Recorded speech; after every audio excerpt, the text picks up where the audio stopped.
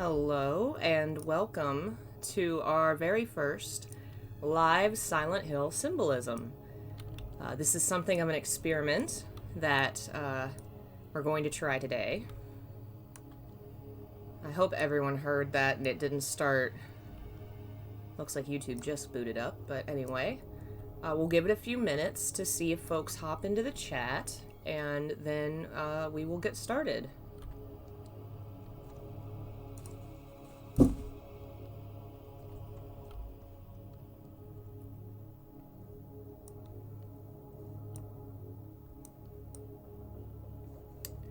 And please let me know if you can hear the background music and if it's loud enough or not too loud enough. I'm stumbling over my words there. Hello, Leek, Zako, Beth, Surfin, Dagmara, Needlepop, Lobsoul, Dr. Grant, Weird Wide Web, Austin. Lots of folks here today. Cygnus, NM. Hello. So I guess I have enough folks. I'll start explaining the idea here. I wanted to try doing a Silent Hill symbolism as more of a presentation rather than a recorded essay, because honestly I've found in my experience on YouTube since I started streaming, I really enjoy the back and forth conversation, discussing stuff with people in a live environment a lot more than I do pre-preparing these ideas, putting them into an essay, and just throwing them out into the universe. It's a lot harder to have a conversation that way. Comments can be pretty limiting, and so I thought this might be a fun way to continue sharing some Silent Hill symbolism and lore while also making it more of a conversation with folks. We'll see how people enjoy it. If it goes well. We do seem to have a pretty large audience right now, so that's good. So what we'll do is I am going to read the script I've prepared, and there will just be videos playing in the background, and then we will discuss it afterward, and I'll answer questions, and we'll see how this goes. So, here we go.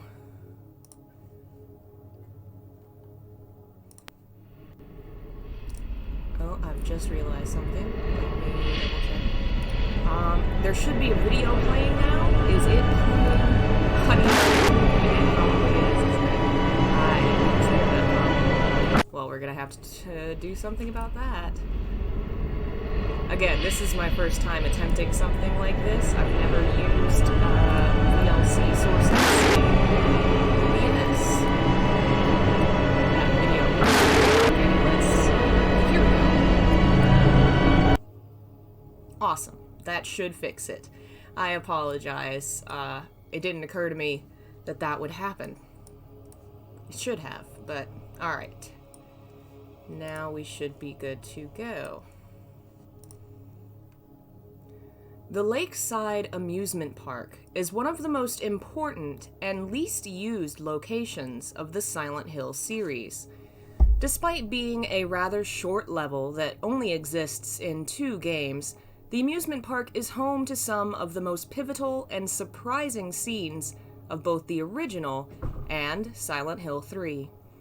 When we think of amusement parks, people tend to think of summertime fun, of family and joy. It is a place that embodies the highest of highs of childhood. But in Silent Hill, the park has been turned into a nightmare.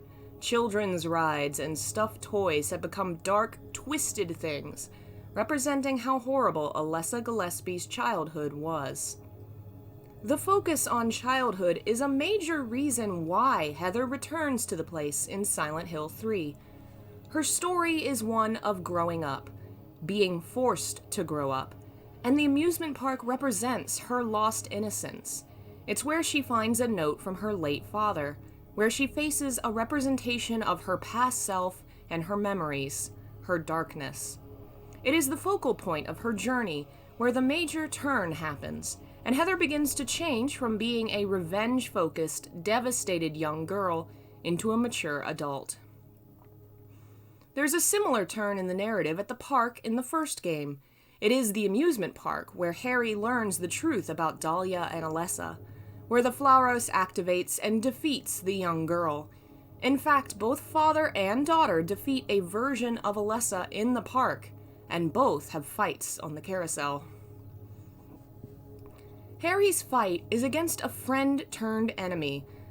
Heather's is against a part of herself trying to stop the cult from succeeding. Neither fight is truly between enemies. They are fights dictated by ill circumstances. The fights occur on the carousel that never stops spinning round and round, a place where normally young children would ride along joyfully, but now the ride is a rust and blood-covered travesty. The never-ending cycle is itself a representation of the cycle of life and reincarnation. In Buddhist traditions, reincarnation and the life cycle is represented by a spinning wheel, and the carousel is similar in concept. In the third game, Heather reads a note saying she must kill the horses on the ride before it spins 13 by 4 times. 13 times 4 is 52, the number of weeks in a year. And both those numbers are also bad luck numbers in the East and West. 4, in particular, is the number associated with death in the East, and Heather has to fight and defeat Alessa 4 times on the carousel. It is a symbol of the life cycle that both father and daughter have to come to terms with. Harry, because he is losing his child and about to gain a new one, his child's spirit reborn. Heather, because she's lost her father and must learn to continue living without him. They both have to come to accept the natural cycle of the spinning wheel, and the boss fight on the carousel is a large part of that. The location is far more fleshed out in Silent Hill 3. There are more rides and events Heather can partake in, and the park itself is actually visited twice in gameplay. Heather sees the amusement park in her premonition early in the game, foreseeing how she'll die if she gets on the roller coaster. It's a sign of the power she possesses, a hint of her true nature, but it's also a message about what the park really is. As a representation of lost childhood, of the terrible truth that life goes on when others die, it's a warning that soon Heather will have to face the truth of life, that she'll have to let go of her childhood and her father. In the amusement park, there's a place called the Borley Haunted Mansion, a location filled with irony for the player. Much like the Haunted Mansion rides in a real-world park, it's a narrated trip through a location designed to frighten its audience, without any real consequence. The idea is to have fun being scared in a place that doesn't offer real danger. Yet, here it exists inside the haunted town of Silent Hill, so it is a real danger now. But as Heather explores, it seems as if nothing is happening. No monsters appear, no traps. Until the end of the level, the mansion is harmless. It's a delicious level of double irony. A fake mansion in a haunted town, which is in a video game. The fake haunt of the mansion is meant to entertain people without hurting them, but the haunted town turns it into a real threat. But as a video game, it is once again fake fears meant to entertain. Silent Hill 3 is itself a kind of amusement park ride, a fictional presentation of fear meant to entertain the audience. The mansion level brings that to the forefront, and then at the end of the level, turns the mansion into a new threat we've never faced before. A red light chases Heather down, and one touch is instant death. It's nothing like anything else in the game, and after the dull lack of danger from the rest of the mansion, it comes as quite a shock. The scene is itself heavily influenced by the film Session 9. The entire game draws influence from its visuals and aesthetic, but there is a scene in the film where something similar occurs, and the same sound plays as a person is chased by red light. The house itself has a strange name. Personally, I always thought Borley was a play on the word barely, meaning barely haunted mansion. It would have been a nice tie into the mansion's role as a place meant to be a false haunting turned real, but it's actually named for a real-world location, the Borley Rectory, a real haunted house that was tore down in 1944. There's a short puzzle in the amusement park ride that involves finding 2 missing pieces of a pair of statues. They're part of the Martian travel ride, Martian being a German word referring to a short story or fairy tale. The statues are of Cinderella and Snow White, both famously from fairy tales written by the German brothers Grimm. Cinderella's missing item is a red shoe, a reference to the slipper from the tale, and the original version of the story, which included a scene where Cinderella's sisters cut their toes off to try and fit the slipper. The second item looks like a shrunken head, but appears to be carved from an apple, a reference to the apple from the tale, and possibly the old woman disguise the woman wore to trick Snow White. Their inclusion here is another reference to the themes of childhood turned dark.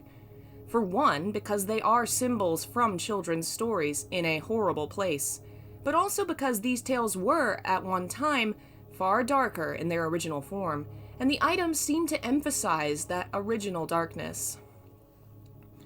At the end of Silent Hill 3, Heather returns to the amusement park to find Douglas. The story of the game finds its conclusion here, with Heather embracing her past and her future. She takes on her old name, but decides to keep her blonde hair, representing how the girl with multiple lives has finally managed to consolidate them. She mentions taking on the name Cheryl because it was the name her daddy gave her, showing how she's come to terms with his loss and is embracing his memory. Here, we see a mature Heather Mason, grown so much from the beginning of the tale, and we see it in the amusement park, the place she saw in her dream, the place where she faced her former self and overcame her. The park represents her growth, her journey to adulthood, and her eventual success or failure. Because of course, the end of the game can also be very dark, with Heather standing over Douglas's corpse, having killed him presumably for his role in Harry's death. In this version, Heather has failed in her journey, unable to let go of her anger at her loss, unable to accept the cycle of life. We don't hear her speak, we don't see her embrace her past self. All we see is Douglas's corpse and the bloody knife in her hand. And here we realize a deeper level to the premonition of the early portion of the game. For in the dream, Heather sees she is holding a knife and stares at it incredulously. In the bad ending, the camera focuses on that knife, the symbol of Heather's failure, her fall into darkness, which the dream warned us of. Well, I apologize for the issue with sound there at the beginning. My original plan was to have some slides to go with the presentation. Unfortunately, I discovered about 2 hours ago my script had been deleted and I had to rewrite it from scratch, which is why all we had was some video to go with it. Next time, I'd like to have something more associated with the actual content, especially since now it seems to be playing the credits. I didn't realize the video included the credits. We'll turn it off and see if it'll restart with the actual gameplay. Thank you for joining me. We can now discuss the ideas and the level itself in more detail. I really like the idea of being able to go back and forth with people and discuss it. I'm a little worried I didn't touch on all the ideas I had originally, since I did lose the script, but I think we covered most of it. And yes, I also agree with NM's point that Cinderella and Snow White are both children of abusive stepmothers or mothers. I believe that the queen is her stepmother. So in both cases, it's the child being abused by their parents. So that's also an interesting connection. Oh, sorry, Mizucho. Unfortunately, you did just miss it. I'm going to try and have it be at 2 p.m. every week, probably Tuesday. We'll do Silent Hill Symbolism. And I'd like to do it live. We'll see how folks react to this version and how YouTube reacts to this version. I just think it would be a lot more entertaining personally for me, especially because right now it's a pretty stressful time.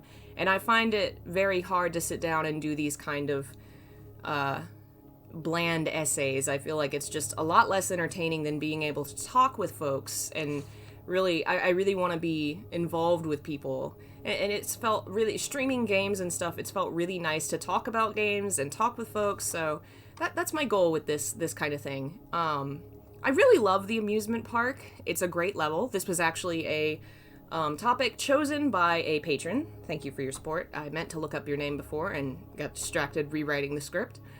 It's a lovely location, and it really is underused in the series because we only really go to it twice. In the original tale, Cinderella's father was also a bit of a dick. I do not remember if he was, but you probably are right. I don't remember her life being incredibly good, to be honest. And that's also true, Faku, that the two items that we pick up in the game represent the ways that the parents tried to subvert the happiness of the heroes. What's interesting is I believe the apple is also found near a diary. I meant to touch on this. The amusement park, you can find a diary that discusses Douglas's notes on trying to find Heather. And it's really interesting. I think you find it in the fortune-telling house, which is, of course, a place where you would go to have your fortune revealed. And in a way, it's like the game is, your fortune is being revealed. It's revealing the truth of Douglas. You know, you're getting to read the notes and say, oh, this is who this person actually is. Which I think is interesting considering the bad ending is still a possibility. It's very interesting to me. Is there significance to Robbie the Rabbit?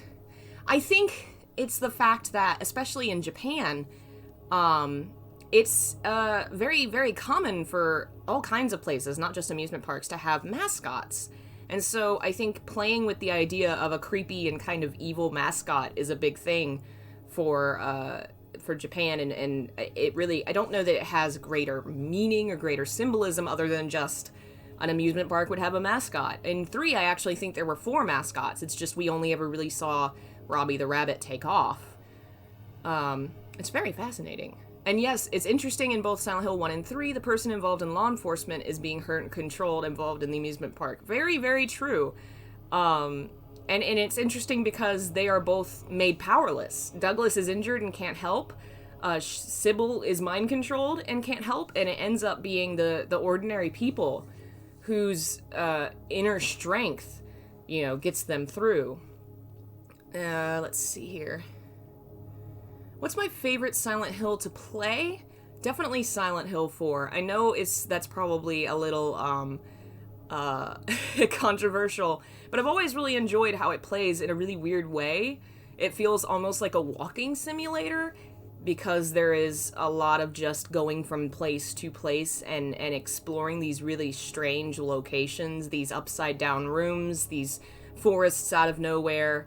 I've always really enjoyed playing that one. It's definitely the one I've played the most. Lakeside has a meaning. Lake is Heather, since she's the hero. Water is her other self. Well, I think you're touching on a good idea there. The lake and water has always represented the other self because it was a reflection. People for a long time believed that lakes were doors to another world because you consider the difference between a lake and the ocean. The ocean's always moving, but a lake can be still and you can see your reflection and it looks like a door to the other side. So lakes as symbols have often represented hidden depths because the depths of the water hiding things down below, the other side, literally believed to be a path to the other world, the fairy realm in some places.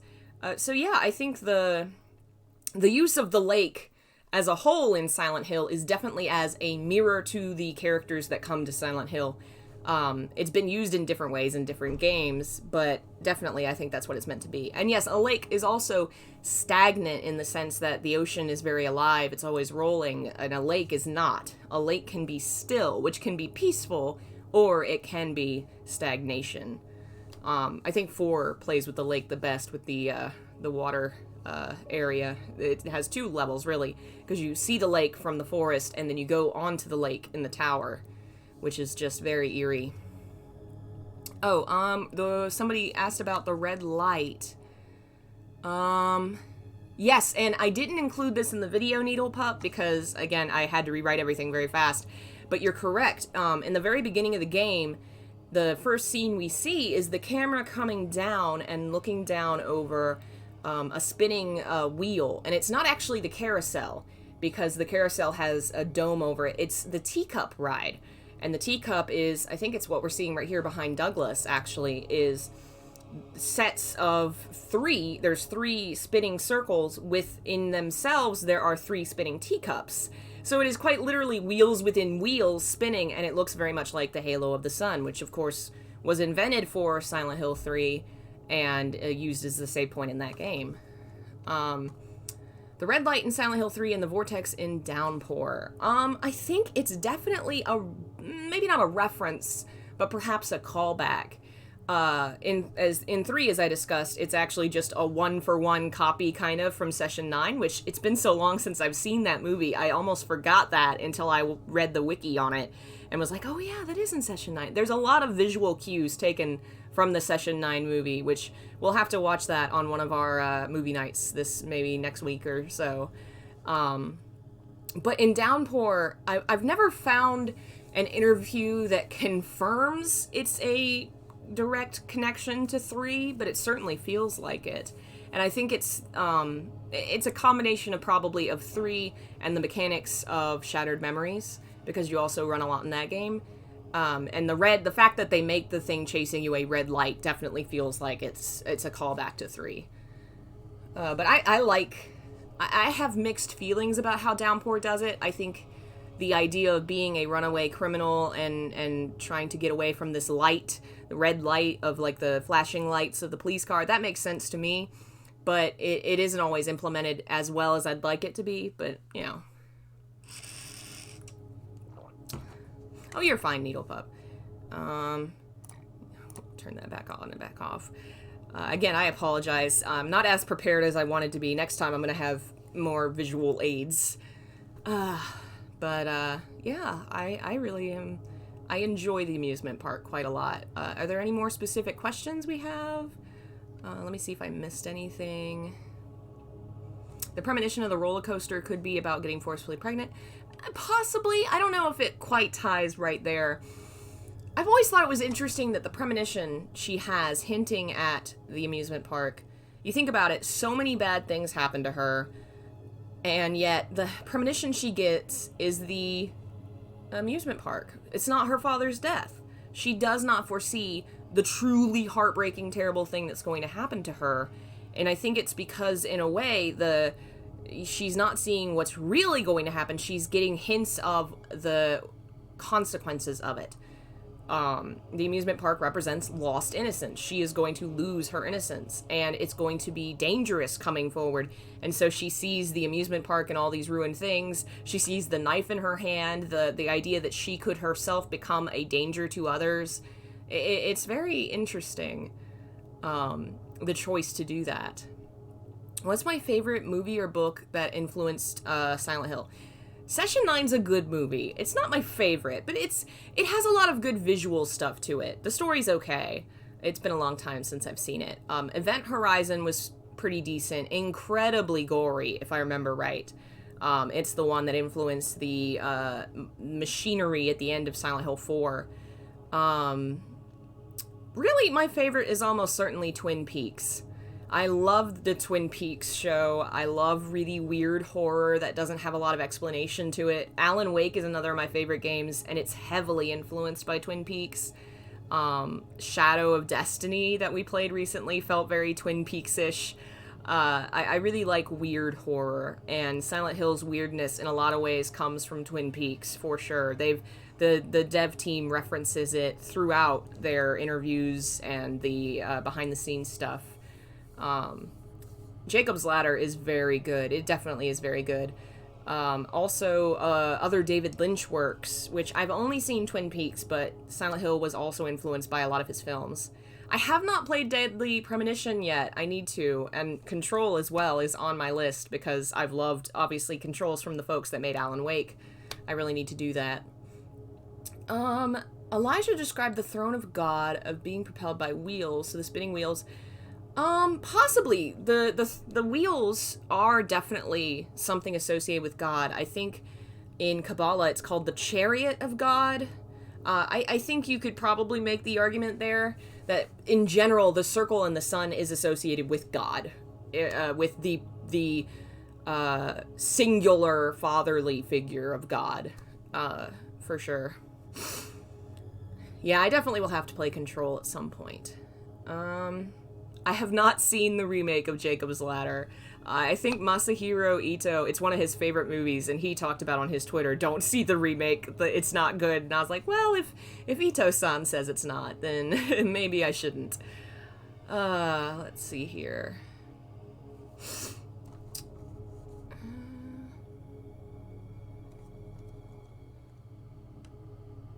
Could it be James visited the park alongside Mary since the voice in the elevator asked him about the name of the park? I don't know that the two are related.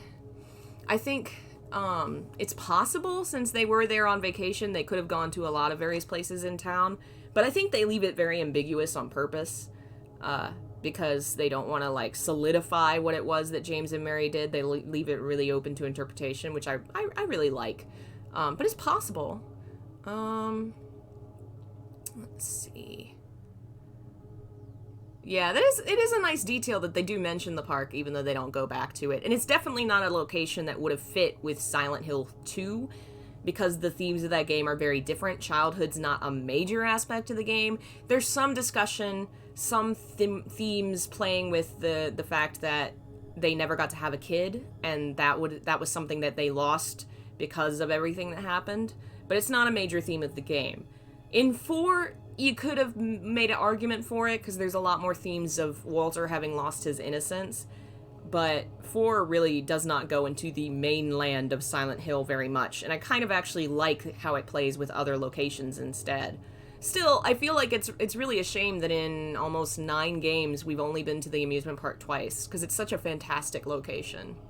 And yeah, the Borley Haunted Mansion's a lovely location. It's such a meta kind of place in this game where it's a fake horror place in a real haunted town in a fake video game, and half the time you're going through it, nothing is actually happening to you, and you keep waiting for something to happen, and then what does happen is completely unprecedented.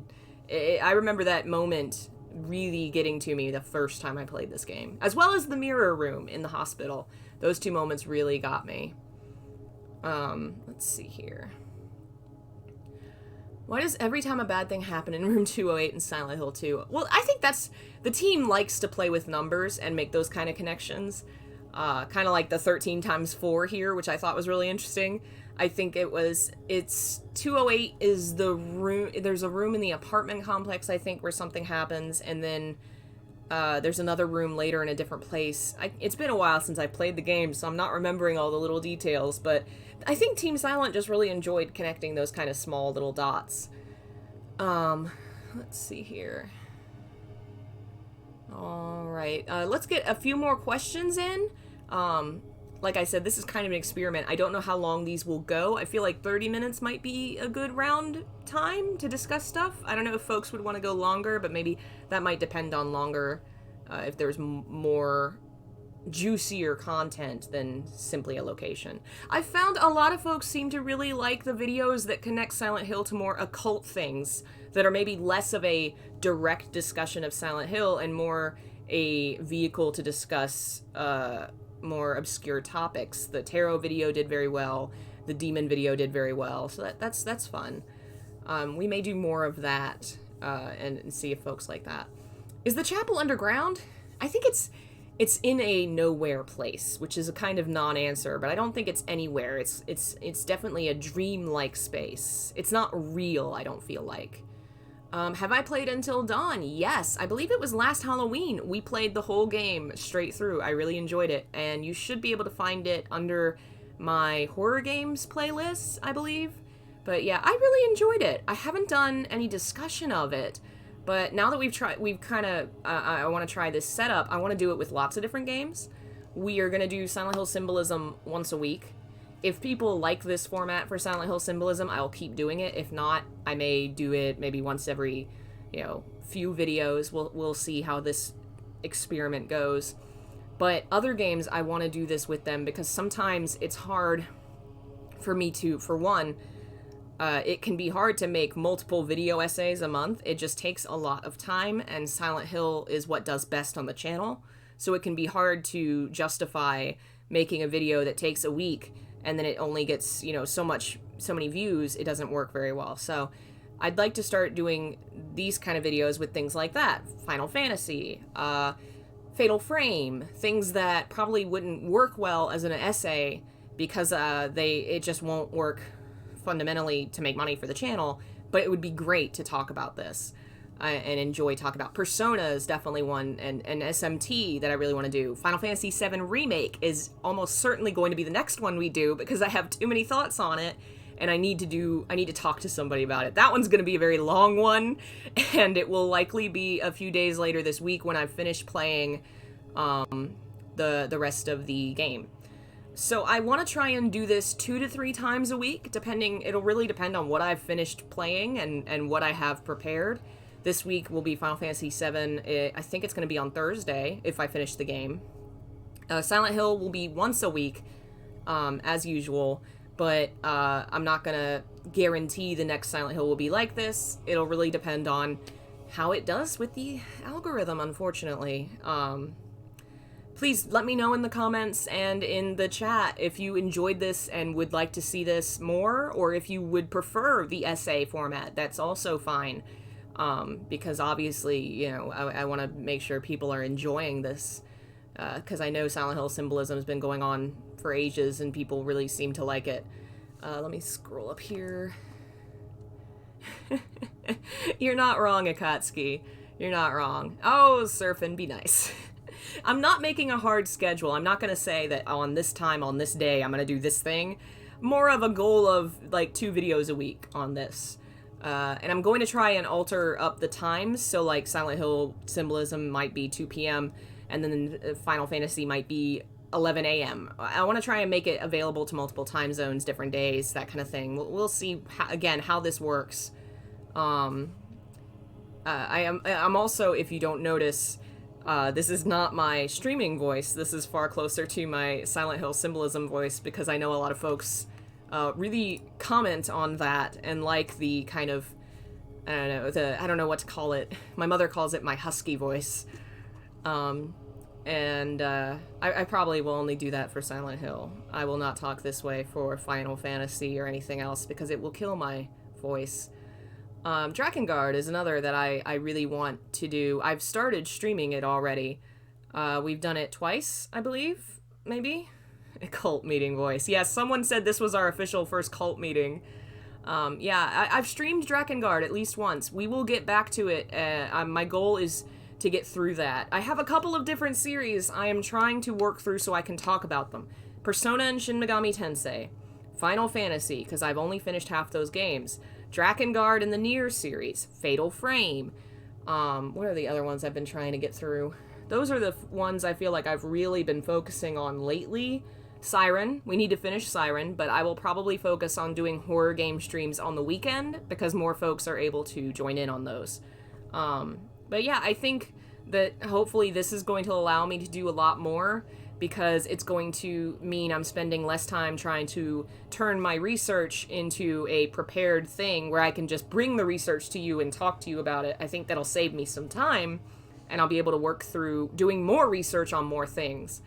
We'll see how this goes. I had fun, and I hope other folks did as well. We had a lot of folks show up, so that definitely makes me happy. I will be streaming in maybe 10:15. I'm gonna go grab some lunch, and then we will continue Shin Megami Tensei Nocturne. How's Silent Hill Origins going? It's not. It has to continue, it definitely does, but I just haven't finished it yet. I've been playing the remake. It's all I've been able to think about. We do also have to finish Call of Cthulhu and then play Soma, both of which were requests from fans, or from patrons. On that note, I am going to be updating patron rewards and things. If you'd like to support the channel, for as little as $1 a month, you get a lot of bonuses, and I'm going to be updating those. If you can, that would be a huge help in keeping the channel going, especially if I'm experimenting and trying to do other games that aren't as worthwhile to YouTube and their algorithm. Having a Patreon to lean on means I get to experiment more, which would be really fantastic. The links are in the description to my Twitter, Discord. We're doing movie nights every Thursday, watching things. The last couple have been really horrible, bad horror movies. This week is probably going to be some anime horror from the 80s or 90s. It's some classic Go Nagai, which if you've heard of Devilman Crybaby, that's the most recent version of his work. These are older works of his. Demon Prince Enma and Demon King Dante? I've been meaning to watch them forever because I enjoy his work, and I'm excited to watch those with you all. So yeah. I don't have Wicked City. I do have Demon City Shinjuku and Dark Side Blues. Those are also on the list of horror movie anime we need to watch. Wicked City's been on my list to get for a while, but unfortunately I haven't been able to track it down. So yeah, any plans to do a Robbie video? For sure. Eventually I'll touch on every Silent Hill theme possible. Sometimes I kind of try and pace it out a certain amount, trying to vary between games, vary between kinds of topics, but we'll get to him eventually. The first Silent Hill 3 and mothers. Even if Heather hasn't a mother, could it be possible she doesn't search for a mother figure because of Alessa's trauma? Possible. I think she makes a comment about remembering her mother fondly, talking about the mother that raised Cheryl. So I think to a certain extent, she's kind of already processed, like, her mother is a fond figure from her childhood she's already lost. So that's not something she's really dealing with at the moment. Her father's loss, however, being so fresh, obviously themes of fatherhood are going to be a lot more of an issue. Perfect Blue is another film I really definitely need to watch. That's a Satoshi Kon, which I really like some of his work. But Silent Hill Circumcision when? One day? One April Fool's Day? But yeah, I'm gonna have to, we'll pull this to a close so I can get prepared to stream. Thank you all for joining me, and, I guess I make a quick shout out. Today is my father's birthday. He would have been 70, I believe, if he was still with us, and, he was definitely the, inspiration to all my research. The first person I talked to about media and games and things like, well, not games, books and movies and things with him. I did make him play video games. He, played Final Fantasy XII with me. He didn't do very well. He played Red Dead, but he didn't like it because he didn't have a real gun to shoot. He grew up playing shooting real guns, and was confused about X being a gun. It didn't make sense to him. But, happy birthday, Daddy. And I'll see you guys in a little bit. Bye.